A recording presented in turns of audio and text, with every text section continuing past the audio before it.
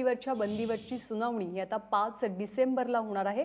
या संदर्भात एनडीटीव्हीनं सुप्रीम कोर्टात धाव घेतलेली होती आणि सरकारनं सुद्धा तात्पुरती स्थगिती या निर्णयाला दिलेली होती। प्रशांत कदम आपल्या सोबत आहेत। प्रशांत, काय अपडेट्स मिळतात? ज्ञानदा, खरं तर काल संध्याकाळी जेव्हा सरकारनं एनडीटीव्हीवरच्या बंदीला स्थगिती दिली त्याच्यानंतर या केसचं वेटेज काहीच कमी झालेलं होतं।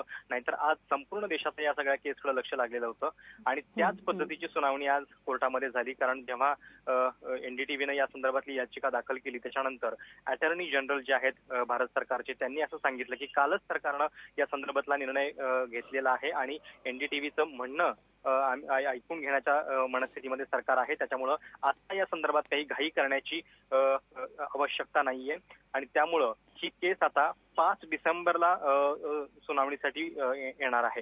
खरं तर ज्या पद्धतीचं वातावरण या बंदीवरून तापलेलं होतं, काहींनी आणीबाणीची आठवण करून दिली होती आणि सरकारचं हे पाऊल म्हणजे त्याच प्रकारचं असल्याचं टीका होत होती आणि त्यामुळंच काल संध्याकाळी जेव्हा प्रणव रॉय आणि त्यांच्यासोबत विष्णू सोम हे एनडीटीव्हीचे लोक केंद्रीय मंत्री व्यंकय्या नायडू यांना भेटले त्याच्यानंतर स्थगितीचा निर्णय झालेला होता आणि त्यामुळं सध्या तरी कोर्टामध्ये हे प्रकरण थोडंसं मवाळ झाल्याचं दिसत आहे। अर्थात एनडीटीव्हीची या याचिकेमध्ये मागणी आहे की मुळामध्ये INB मिनिस्ट्री जी आहे त्यांच्या राईट संदर्भातलंच प्रश्नचिन्ह त्यांनी उपस्थित केलेलं आहे। त्याच्यामुळे पुढच्या सुनावणीत काय होतं हे पाहणं देखील औत्सुक्याचं असेल।